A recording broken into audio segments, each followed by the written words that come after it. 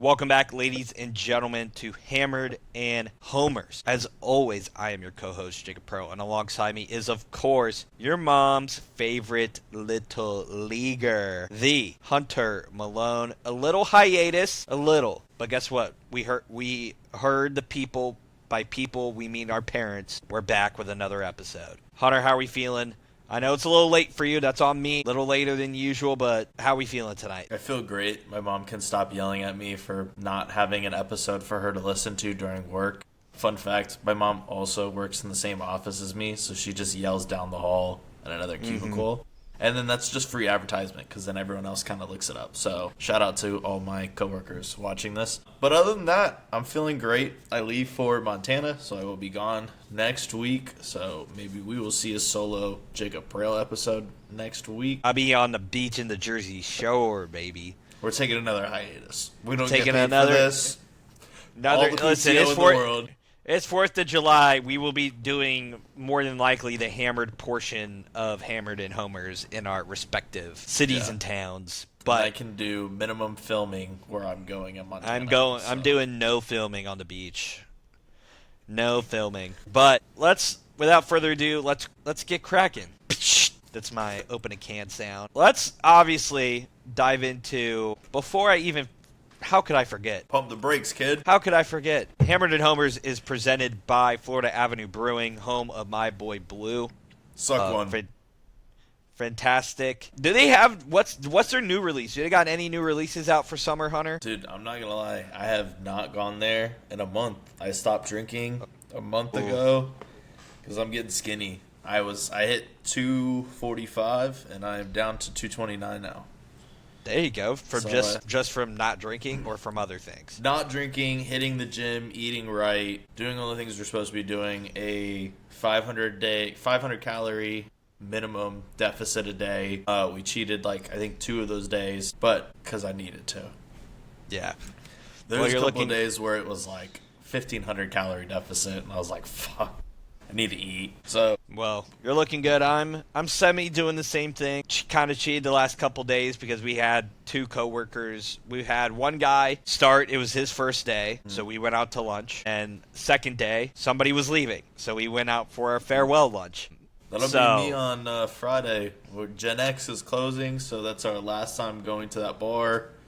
And I'll probably have a drink to say goodbye to that one, and then that's right before I go to Montana, so I hit my goal of not drinking until Montana. Yeah, and then we did trivia last night. Stuck to 1 beer at trivia, but that beer is damn good at Southern Roots. The Waco Mundial is what I love. Really good, like Mexican lager type of beer, kind of like Dos Equis style. Perfect for World Cup. Yeah, Modelo, that style, not more like Corona, not that type of Mexican cerveza, but the Dos Equis and Modelo. And then starting to swim. Did I think 1,100 yards, but starting to realize that I still have the speed. My shoulders can't take the speed and yardage because I weigh a lot more than I did obviously when I swam. Yeah. So I think I have to get back into the gym and mix some weight training back in to get my body stronger to withstand more yardage. Until then, that's the vibe. So I feel it. Tuesday, Wednesday. If my brother's working out with me, I swim Tuesday. If he's not, Wednesday is my split, and I swim. And I remember why I hate swim. I remember why I closed down my recruiting. I was I'm not doing this after this year. I'm trying to get in stride. I'm trying to hit 3 days. I hit 2 days this week. Very proud. I was going to do Friday, but Friday, I'm seeing Rush, baby. Ooh. Tom Sawyer Live, Limelight, Free Will, Spirit of the Radio, 50-something tour. Going to see him Friday night with my dad, so it's going to be lit. But yeah, without further ado here, I will give a full recap in 2 weeks for everybody about how that concert. But without further ado, Hunter, tell me about a player that I forgot about. I'm going to give you a Reds legend. Somebody who I keep expecting to be on MLB The Show. just so I can abuse him. As you know, I like to play small ball. I like to steal. I like to be just a dickhead. I probably hate this paths. guy. I probably hate this guy. Say who I think it is? Former second-round pick, led the league in assists and center field 4 times. He is a top 150 player in career stolen bases. This is Billy Hamilton. Yeah, hated that guy. Yachty would still throw him out, but I hated it. He was just so fast. So good. For me, my player that you forgot about, Hunter, I don't think I've used him. If I did, apologies, people. But Brett Gardner, the bald-headed assassin, New York Yankees, kind of pseudo-legend. 256. Bring him up. I might have used Jacoby Ellsbury. I get him in like. Did we talk about his son? Maybe we talked about his son on the first couple of episodes when he passed tragically. I think that's why I'm thinking of Brett Gardner being brought up, was his son. No, I think he's still on the board. You're good. 256, 139 home runs, over 1,400 hits. So, Brett Gardner is a guy I forgot about. Diving into, of course, homered and hammered players of the week. Let's start with homered. I got Dustin May. 9 innings, 1 hit, carried a no-hitter through 7 innings against the Padres. Pretty easy, no-brainer for me. Dustin May is my homered player of the week. Yeah, I'm going with somebody who helped carry my fantasy team. Got to pitch not once but twice. He went 13 into third innings across a pair of starts, striking out 18 opponents and only allowing 2 earned runs. My homered player of the week is also a pitcher, Logan Gilbert. Yeah. Mariners pitching staff starting to come back alive and starting to shove. Starting to heat up with that weather. My hammered player of the week is Freddie Peralta. That boy had negative 23 points for me in fantasy baseball. He got absolutely smacked by the Philadelphia Phillies. The game where Kyle Schwarber had 3 homers? 3 home runs, 2 home runs in the same inning, and Bryce Harper hit for the cycle. So a lot of things going on last week, but Freddie Peralta was not one of them. So he is my hammered player of the week. Hunter. Yep, my hammered isn't player of the week, but personnel of the week has to be the Boston Red Sox front office and medical personnel. Where is Cutter Crawford? Where is Tanner Houck? All-star from 2-3 years ago. Where's Patrick Sandoval? Tristan Casas? Has anyone even heard from him in 2 years? Where's Roman Anthony? I thought his finger just hurt. And Garrett Crochet, it's a shoulder, it's a lat, it's my neck, it's my back. Where the hell are these people? And why are they not playing? You told me a week, 9 months ago. We could have had a whole damn baby, and I can't find them. Medical personnel, they're homered, hammered. Everybody in the Boston organization, hammered. Samuel Adams got a chokehold on them. Driving into, I guess it's just going to be Cardinals talk, because I don't think Hunter wants to talk about the Red Sox. There's nothing to talk about. We lost 2 Cardinals games to the Rockies. I hate this team. So Cardinals talk presented by my new sports marketing podcast, Beyond the Field. Give that a listen. Ooh, what's that about? Give it a shout. Yeah.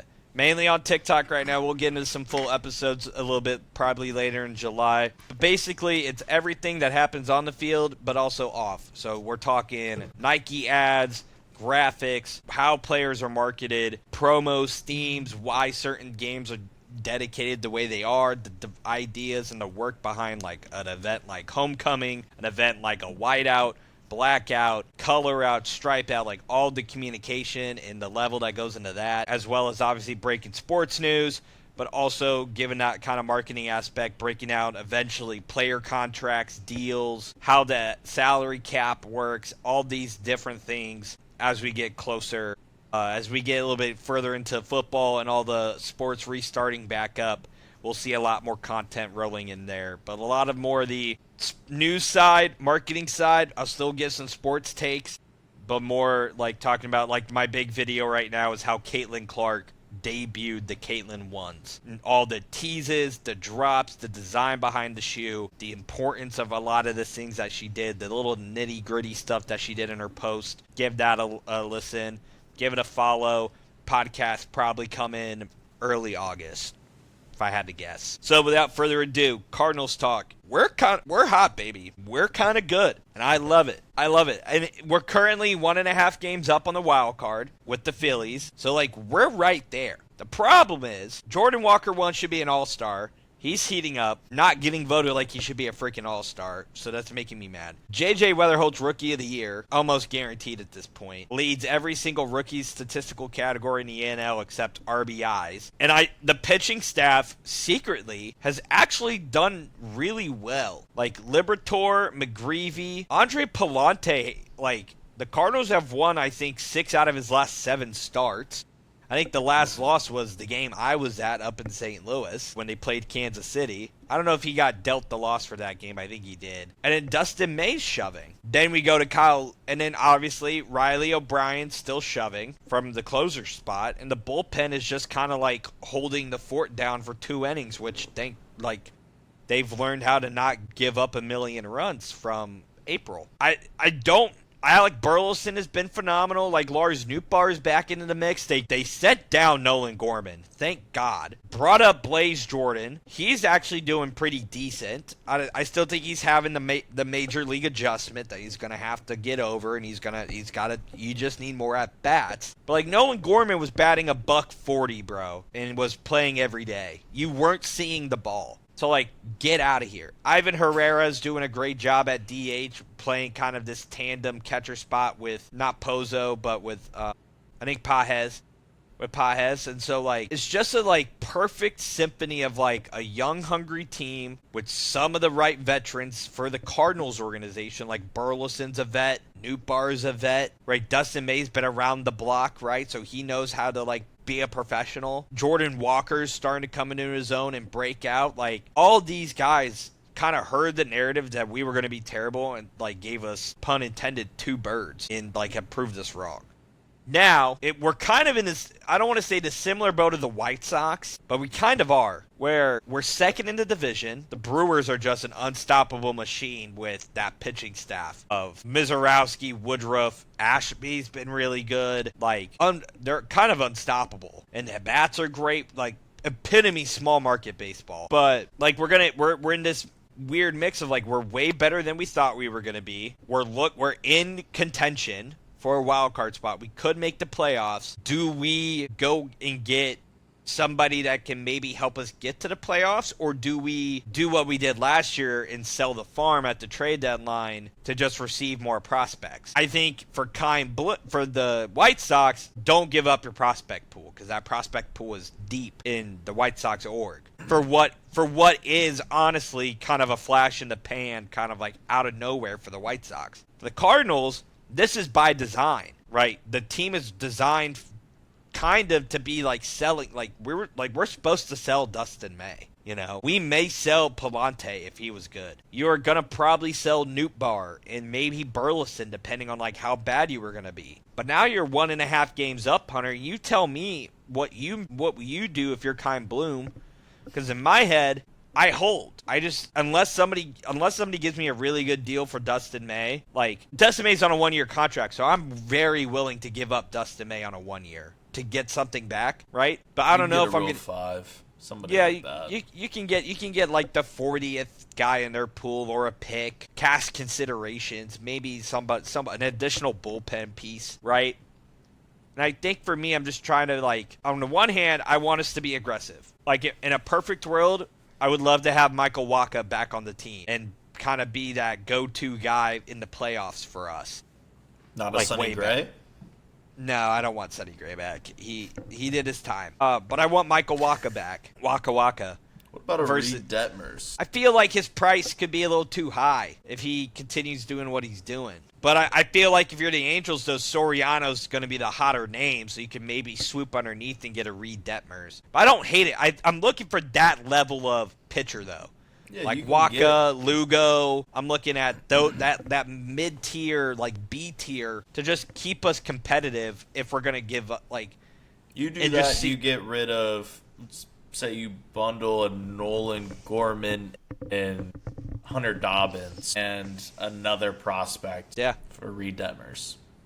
I would probably do that. Like, Reed Detmers isn't the sexiest name out there. You give up your pitching prospect. You get rid of Nolan Gorman for some cash. You probably have to give up cash, pay a little bit of Nolan's salary to get Reed Detmers, and then you sign him for a long term. And we already have a pretty deep pitching pool.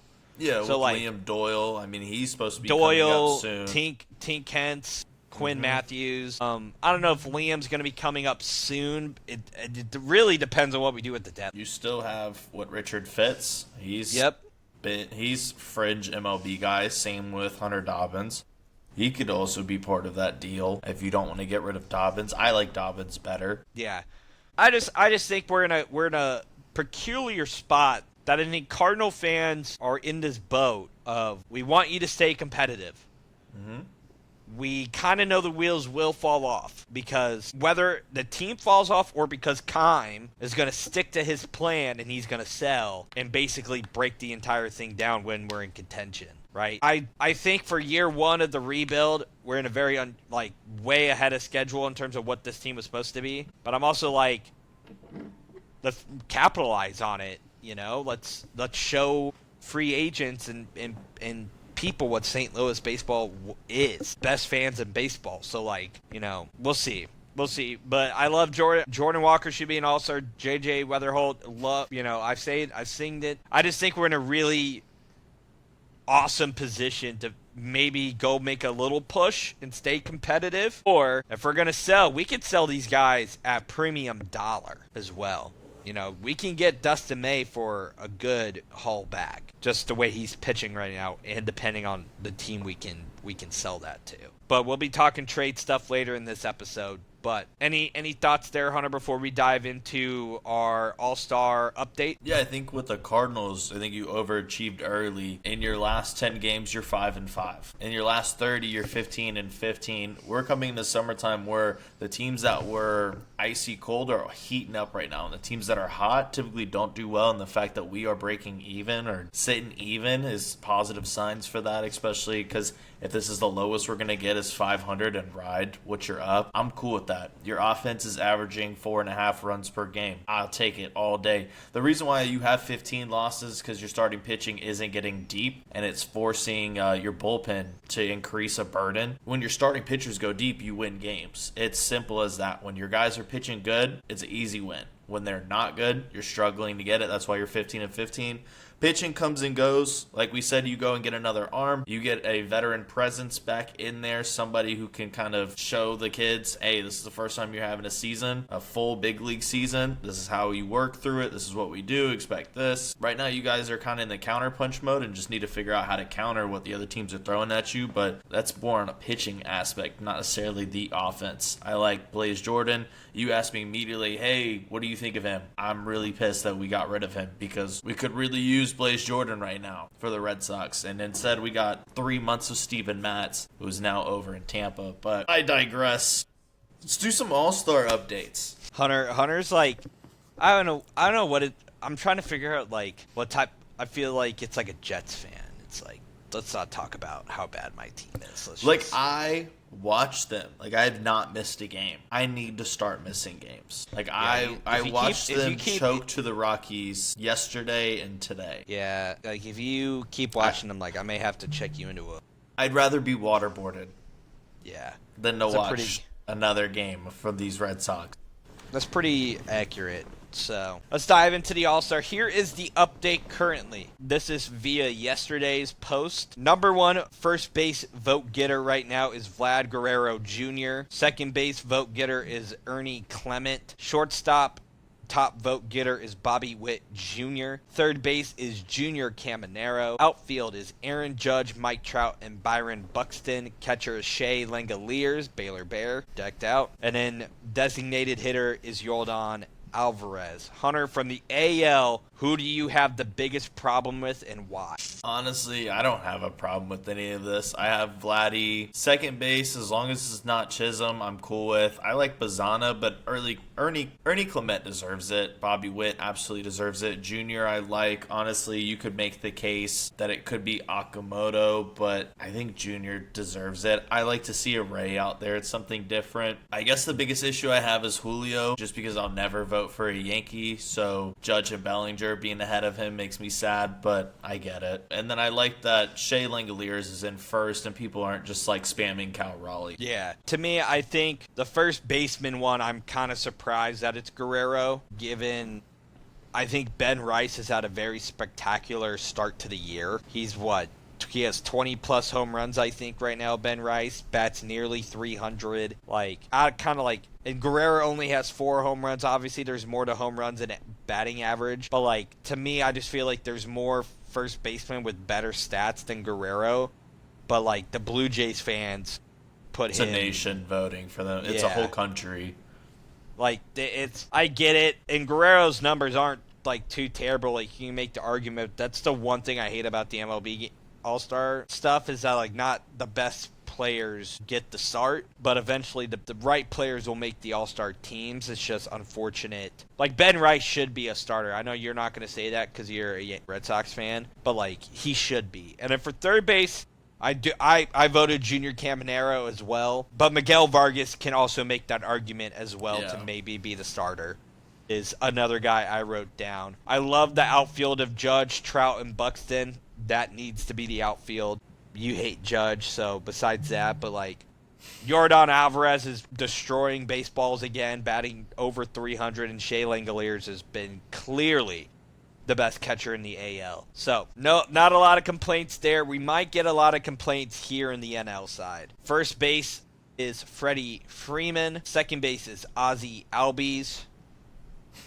Shortstop is CJ Abrams. That gets a very big thumbs up for me. Yep. Third base is Max Muncy, another Baylor Bear. Yeah. Outfield is Andy Pages, Ronald Acuna, and Brandon Marsh. And then your catcher is Drake Baldwin, and your designated hitter is Shohei Ohtani. First and foremost, first base. Are we both in agreement that it should be Matt Olson? Yes. Yeah. You won't agree with me but I think second base should be J.J. Weatherholt. No. I want it to be J.J. Weatherholt so bad. I know it won't be. He'll make the All-Star team, but... He's not even top 5 in second baseman. Not for voting, no. Shortstop, I love that the fans are not just going to give it to Mookie or Lindor or a big name. They've given it to a guy who clearly has been phenomenal all year. His defensive capabilities have been spectacular. He hits, his average is up. C.J. Abrams being the starting shortstop is a step in the right direction in terms of, my faith in the baseball vote. Do you have something to say? You raised your pinky at me. Yeah, the pinkies, whenever you're done with your thought, just pass it to me, and then the fingers I need it immediately. Okay. Third base is Max Muncy, and love that. He's beating the crap. I'm not giving you fingers. I'm not giving you French fries. I wanted a thought of second for shortstop, because Otto Lopez is top 5 for the Marlins. I think that's amazing. Otto Lopez was a dope last season, a sneaky pickup this year in fantasy, and he's top 5, something that I didn't think would happen. Trey Turner is in 4, Ellie, Mookie, and then Abrams. Otto belongs top 5. He belongs on this team. 340, right, is his batting average? Something insane, yeah. Yeah, he's batting nearly 350. Third base, Max Muncy. Third base has kind of been down in the NL. Baylor Bear, Sikkim. But Max Muncy is also just hitting the piss out of the ball. Yeah, he is. His home run numbers are way up from last year. I think the velo's up. Or not velo, the exit velocity's up. So, outfield, I love Andy Pages getting some love. He's crushed it. Ronald Acuna, I can live with. I don't know if I can live with Brandon Marsh. When you have James Wood batting .269 with 20 home runs, he has 13 stolen bases, as well as a .923 OPS with a 3.3 WAR. What about your guy Jordan Walker? Why isn't he up there? They both should be in there. Teoscar Hernandez, I liked more than I don't like Marsh. I don't mind him being on the team. I mind him starting. Yeah, I think Walker is 8th in outfield voting now, and I think Woods is 5th. 7. So those two guys need to be way higher up. Drake Baldwin's the starting catcher. I think we both agreed with that. Will Smith can make an argument as well, but he'll be on the team. And then DH. It'll be Ohtani, but Kyle Schwarber may have something to freaking say about it right now. Not only him, but Big Dom Smith for the Braves. He's got something to say. He's 40's the new 22. Yeah.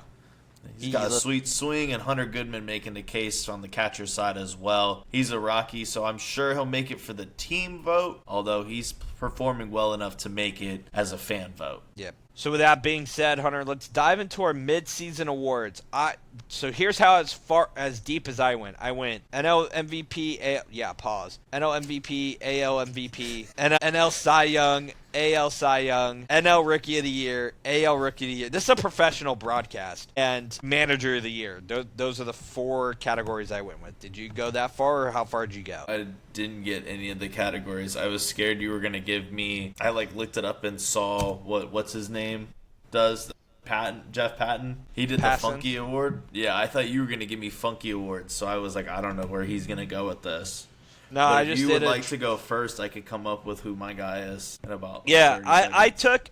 took a little bit of off the beaten path votes for some of these, but some of them are also very cut and dry, no brainers. I think the only one to me that's not a no brainer is I think James Woods gets my vote for NL MVP right now. He has better numbers, I think, than Shohei minus, I think, batting average and maybe a couple RBIs. Like I said, James Woods batting .269, 20 home runs, 13 stolen bases is what really impressed me. 49 RBIs, a 923 OPS, and a 3.3 WAR. Those numbers on a winning team is an MVP. He just plays for the Nationals. I think he's... you can make an argument for Schwarber because Schwarber's hitting the crap out of the ball, but Schwarber's just a DH. He's not doing it out in the field. Ohtani, he'll probably get MVP because he's also shoving on the mound, so that's really where that vote will go. But I wanted to take a step off the beaten path and go with James Wood for NL MVP. You want me to keep going, or let me know when you're put up your pinky when you're ready, King? Yeah. I'm trying to find somebody that isn't Shohei Ohtani, but it's just the fact that he can hit like an MVP and pitch damn near like a Cy Young. Yeah, if it's not Ohtani, I'm gonna steal your man Jordan Walker. Give me some Jordan Walker. I think the improvement deserves the love. Still batting .290. Just shy of 20 homers, just shy of 60 RBIs, 10 stolen bases, OPS, and .863. He's been killing it from start to today. I'm showing major love to Jordan Walker. Yeah. If it's not Ohtani, it'll probably be Schwarber. But keep an eye on this James Wood cat. If he hits 40 home runs, 45 plus home runs, and he has nearly 30 bags, and he bats .280. And the OPS stays in the 900s, you gotta put him in the top 3. AL, as much as I wanted to go with Nick Kurtz, Yordan Alvarez, there's nothing you can say. 325 average, 25 home runs, 56 ribbies, 1.076 OPS with a 3.9 WAR. He's the only reason why the Astros have a heartbeat. So, my honorable mention was Nick Kurtz, and I also had Jordan Walker as my honorable mentions as well. Yeah, I'm with you on that. Honorable mention for me is Byron Buxton. I love that he is healthy. .270 batting average, 25 homers, 41 RBIs, 7 stolen bases, and a 912 OPS. I love that he's healthy. This Twins team is fun when he's on there. Baseball is fun when he is healthy. And hopefully he makes that all-star team as a starter. Yeah. Cy Young. The NL Cy Young race is a lot more competitive than the AL Cy Young race, I will say. But Mizorowski's numbers in the last kind of month has been insane. He's kind of dethroned Christopher Sanchez for me, which I didn't think was going to be possible. Jacob Mizorowski has a 1.45 ERA. He has an 8-3 record with 138 Ks. It's between him and Christopher Sanchez is going to be the race. Kind of similar to, I think it was Skeens and Wheeler last year, right? Yeah. Or 2 years ago. But they're pitching, they're shoving. But Mizorowski and what he's done had, I think, his last 2 or 3 games, he's had 10 plus Ks. He's dealing, wheeling. NL Cy Young there, Jacob Mizorowski. Yeah, I'm with you, the Miz, with a 1.45 ERA. They've pitched him and Christopher Sanchez pitched the same amount of games. He has 12 less innings, but has given up half as many hits and 12 less runs. 8 less runs. Mizorowski is literally doing video game numbers.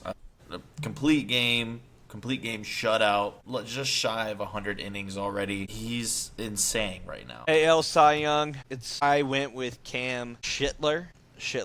I don't know how to actually pronounce it. I can never figure it out. Schlittler. Schlittler. Yes. And But shitter is also Yeah. the same. Yeah. 1.71 ERA, 109 Ks, 8.3 ERA. I really think for the AL, it's going to just come down to who has the lowest ERA. The numbers are all relatively the same-ish in terms of strikeouts and records. I'm pulling up the official stat board real quick for pitching in the American League. Yeah, for me, I'm not going to go with Cam at all. I'm going to go with Drew Rasmussen. I figured you were going to go there. Yeah, it's either him or Parker Messick, and Parker Messick is somebody that I streamed last season and was going to continue to stream this season, and then he took a no-hitter way too far, and everyone now knows who he is. But Drew Rasmussen, and the Rays always have pitchers that are just insane every year. You just have to find which one it is. The 2.62 ERA, 15 games started, 27 runs on 86 innings pitched. He's only given up 61 hits. Less than Cam Schiller. He's got a 6-4 record, but that's not always reflective on how good he has been. Drew Rasmussen has been phenomenal for the Rays, especially coming back into their stadium of Tropicana Field. I think if there's one guy to make a really late push, keep an eye on Logan Gilbert. He's got the underlying metrics. 100 strikeouts so far. His K9 is 9.7. He's got a 101 whip, a 2.1 WAR, 22 walks, 14 home runs, only 34 earned runs with 72 hits. He's got he's got 2 less innings than Cam, and his ERA is a 3.29. If he shoves the way he's been kind of shoving and getting a lot of that early season funk out, he can make a late push. And same with Davis Martin. If Davis Martin can get some of the ERA down, he's got the numbers. He's not sexy, but he's got the numbers. And the same thing with Joe Ryan. Like, those are 3 guys, if you want, like, some value in, like, if you're on that side of the hall. But I also think, like, when I'm looking at, Cy Young's, like, Joe Ryan, 2.99 ERA, 29 earned runs. He's only given up 8 home runs, so the ball stays in the ballpark. 99 strikeouts, a 10.2 K9. A K per 9, 0.1 less than Cam, and his whip is 1 flat. That's a guy where one we'll see maybe in the deadline, but a guy you want to keep an eye on in terms of, like, whatever happens on that side of the hall. Rookie of the year, I'm just going to say both of them. We're probably in agreement here. NL Rookie of the Year, J.J. Weatherholt. AL Rookie of the Year, Kevin McGonigal. Yeah. J.J. Weatherholt, like I said, I think leads in every single metric except RBIs, and he's got a 267 average, 12 home runs, 34 RBIs, a 787 OPS. Really great in the field defensively, is a real spark plug for this Cardinals team. Same with Kevin McGonigal. 281 average, 6 home runs, 28 RBIs, and an 813 OPS. Much more of a small ball type of guy, but he's the reason why the Tigers are still kind of semi-relevant. Manager of the year, I have it currently to Ollie Marmol of the St. Louis Cardinals. What he's done with this team has been nothing short of spectacular. He took a team that was finished last in the Central to currently holding a wild card spot.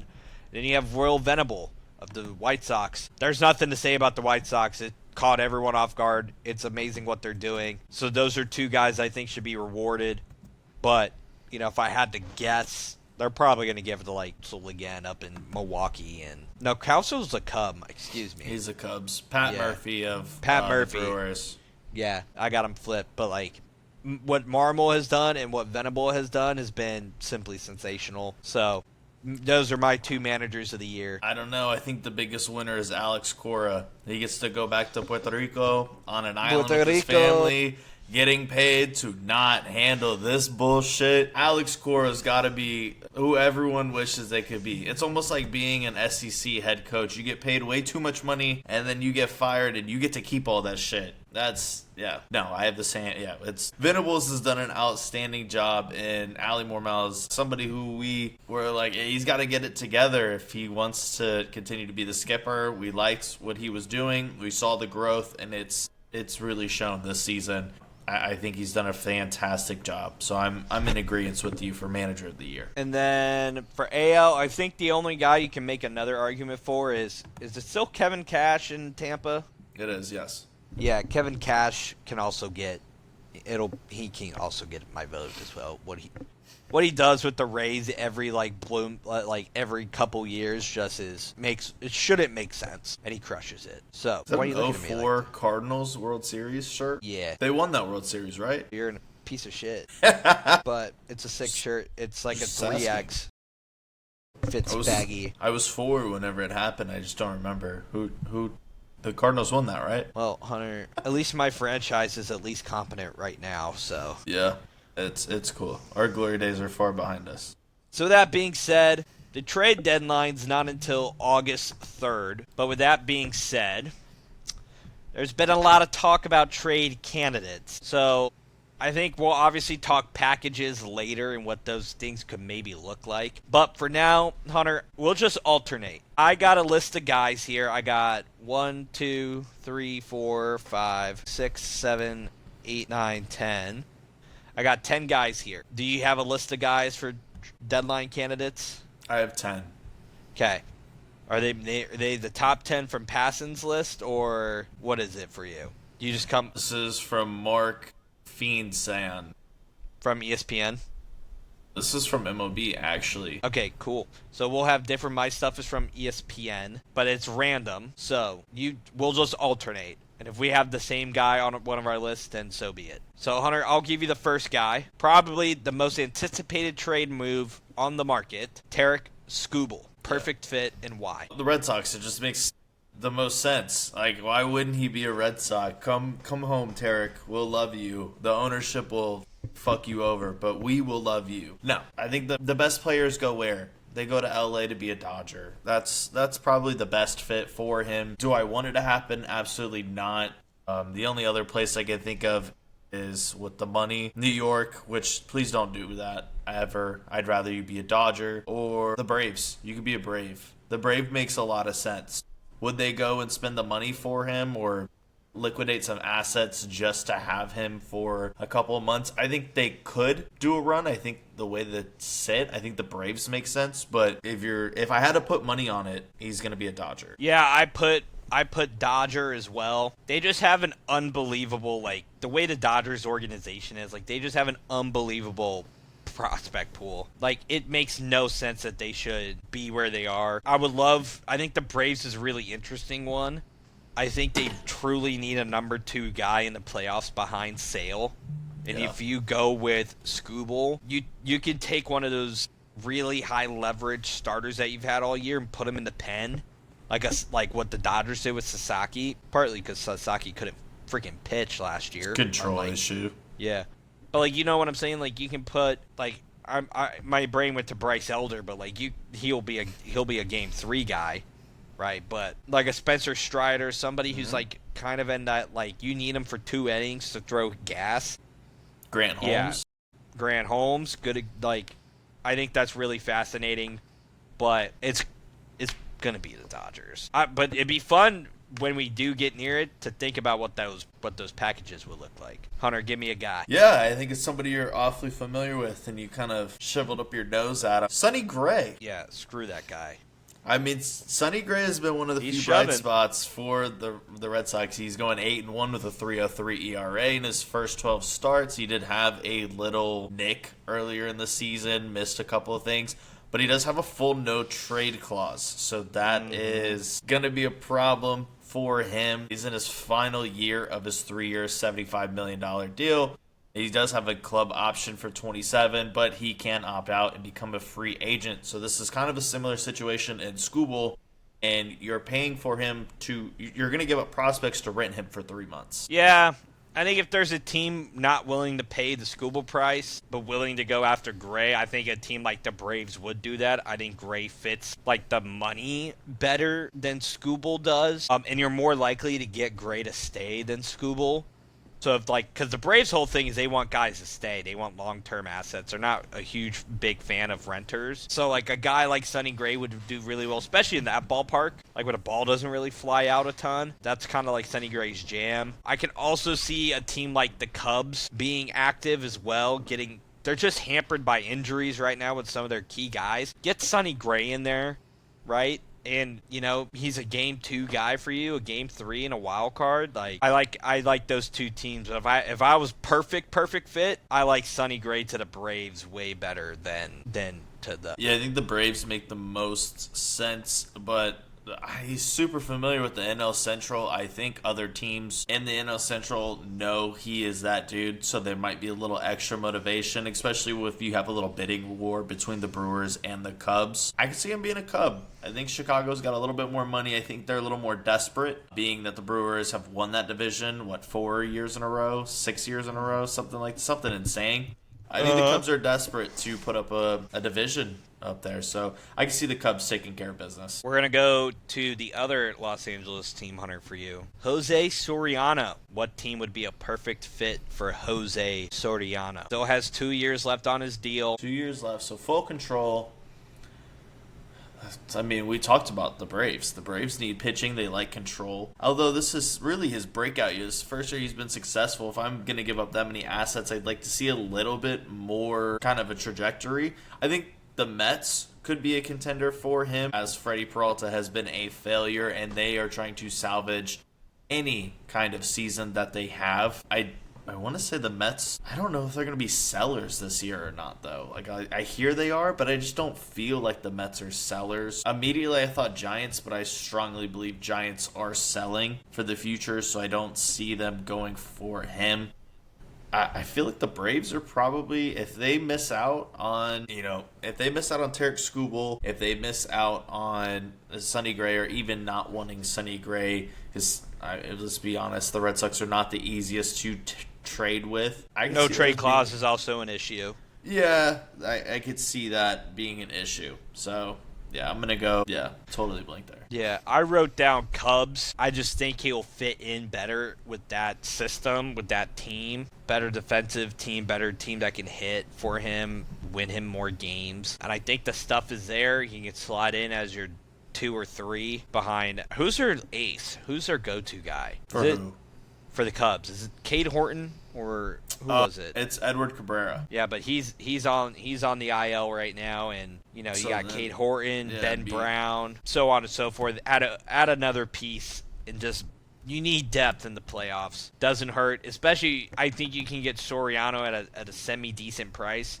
The 2 years of control, I feel like the Angels could get greedy, but up to you. Depends on if you feel like that's a price worth paying.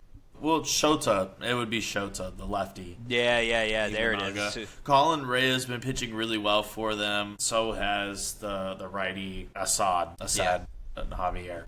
But they also still have Matthew Boyd. Ben Brown's hurt. James Talon's hurt. Cabrera's hurt. Justin Steele has been hurt. Horton is hurt. I mean, they have 6 starters on the IL. So as well as Palencia and Harvey are hurt, so they need pitching depth pretty bad. So not surprised. I wouldn't be surprised to see them get at least one more arm.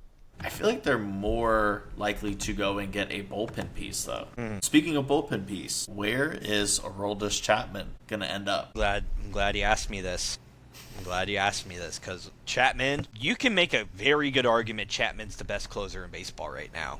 If you just look at what he's done statistics-wise, right? In the past 2 years.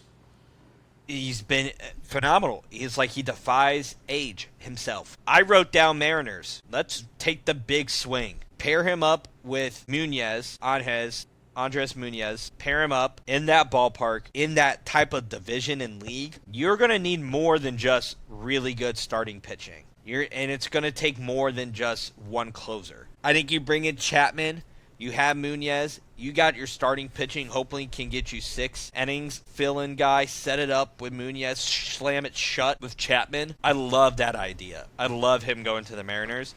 A fun one that I thought of. What if the Cubs just bring him back? Run it all back. Come home, kid. On this ESPN list, they've also listed the Pirates and the White Sox, Dodgers, Rays, Phillies, D-backs, Cubs, Blue Jays, Guardians. So I don't know if any but I think the Mariners is easily the best fit for what they need to do to go win a World Series. I think the Mariners just have the assets to go get him, too. They have the prospects to give up. So do the Pirates. I think the Pirates are fun. That's my NL Central Division winner pick. I would love for the Pirates to be aggressive and go get him. He does have a mutual option for 2027, so it could be more than just a 3-month rental. However, he could also decline that because it is a mutual, and you could be giving that up for just 3 months of the 38-year-old lefty.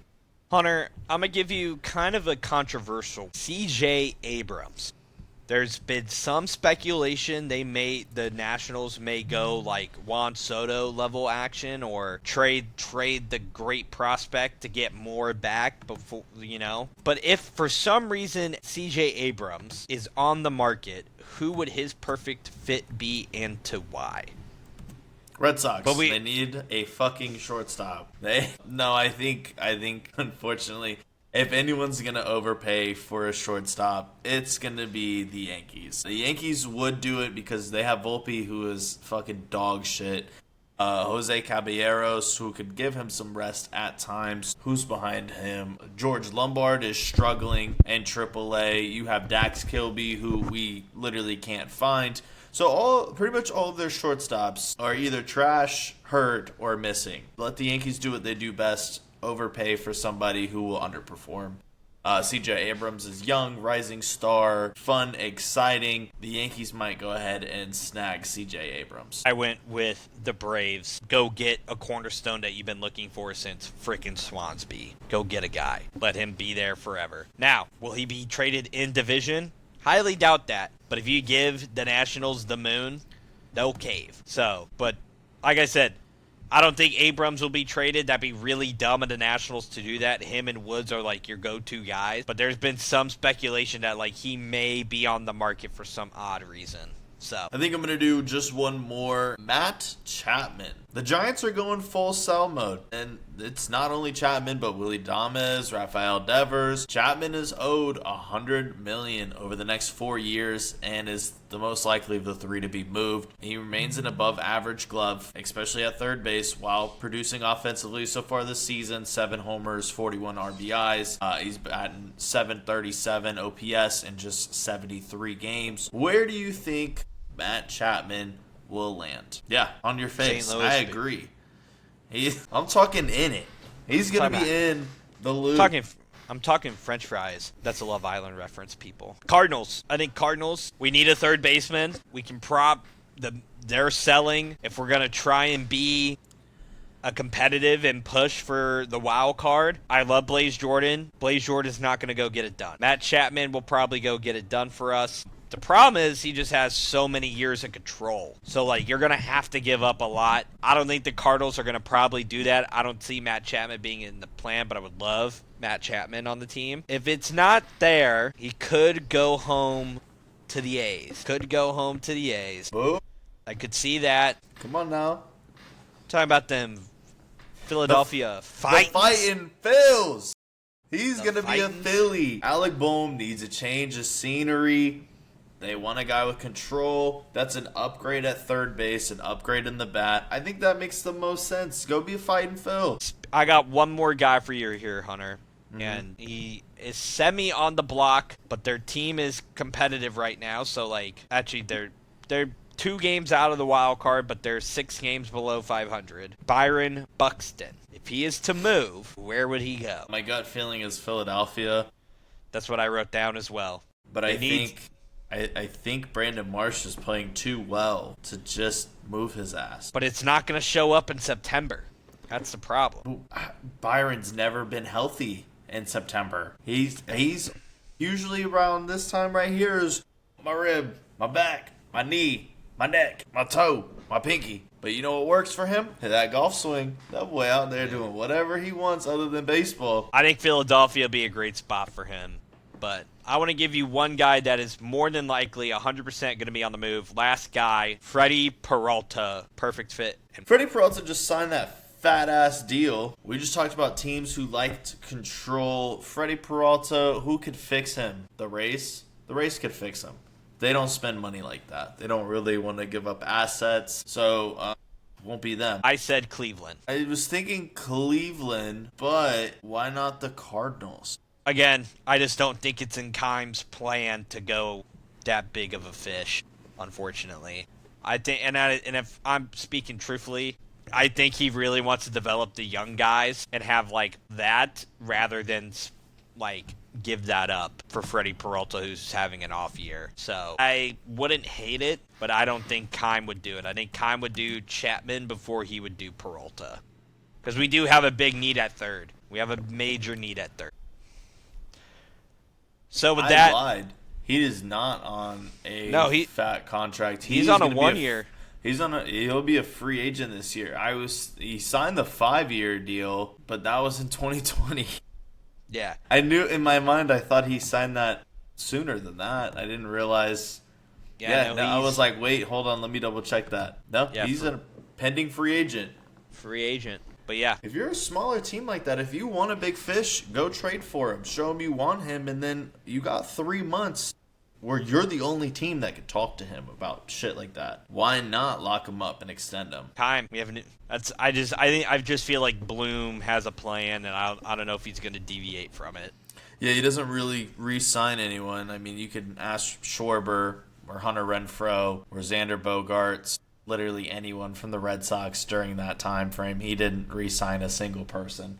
No, I take that back. You're right. Chaim Bloom will never re-sign anyone. Well, with that concludes our trade talk. Hunter, we got the Hammered 9. Hammered Questions, sponsored by the Green Dog Podcast. College football is around the corner. Check them out. That's it. We don't have anything written. That sounded good at the start. You almost thought I had a script right there. I literally was like, look at you. No, I can. I'll write one later. But Hammered Questions, you know what it is. If you hesitate, if you answer incorrectly, meaning I don't like your answer, you drink. Have we been drinking? No, not really. You at home, play along. This is the drinking part of this shit. All right.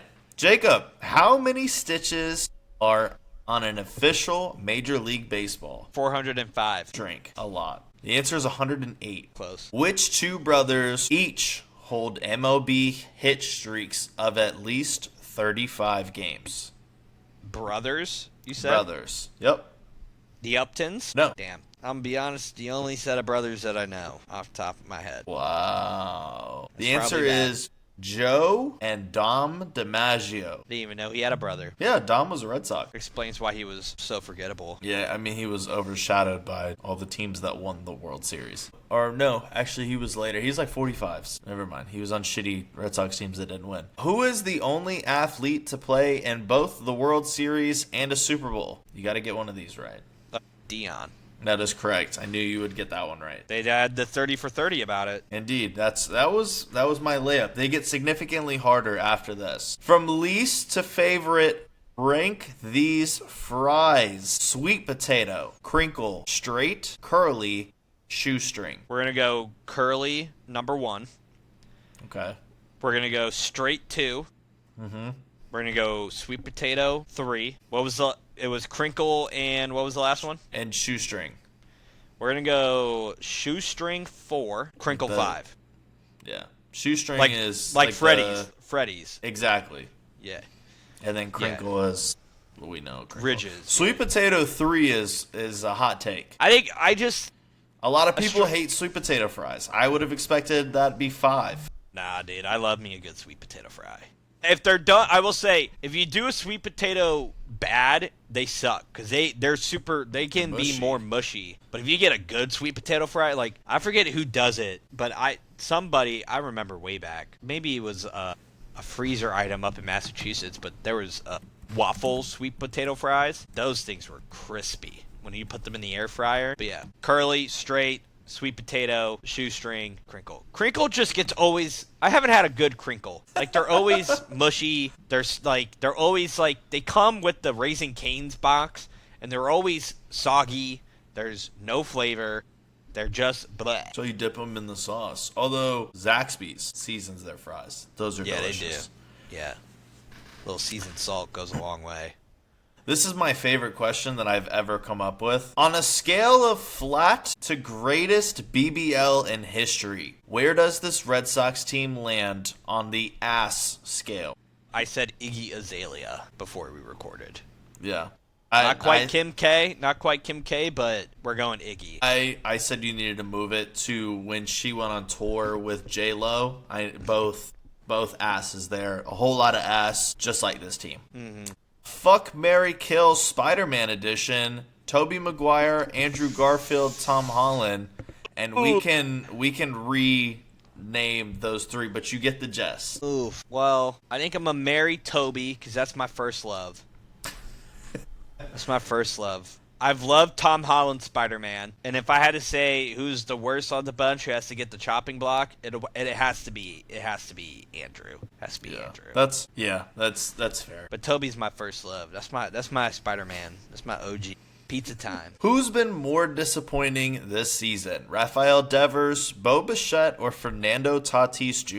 I think it's Devers. Like Bichette and Tatis are starting to kind of get going a little bit. Devers, I forgot he existed until you said something. The Giants are just the kings of just mediocre moves. Luis Arias, Chapman, they were all big splashes and they did nothing with them because they don't have a pitching staff. Yeah. The NCAA college football video game just released the cover athletes for this year's game. Keywan Lacey, Malachi Tony, and Dante Moore. If you were in charge, who would be the three that you would pick? Ahmad Hardy would be on there, obviously. From a pure marketing standpoint, I would have put Arch Manning on there. So I would have done Arch Manning. I would have done Ahmad Hardy. I probably would have done Malachi Tony as well. That's probably my three. So 2 SEC players and then 1 ACC. Yeah.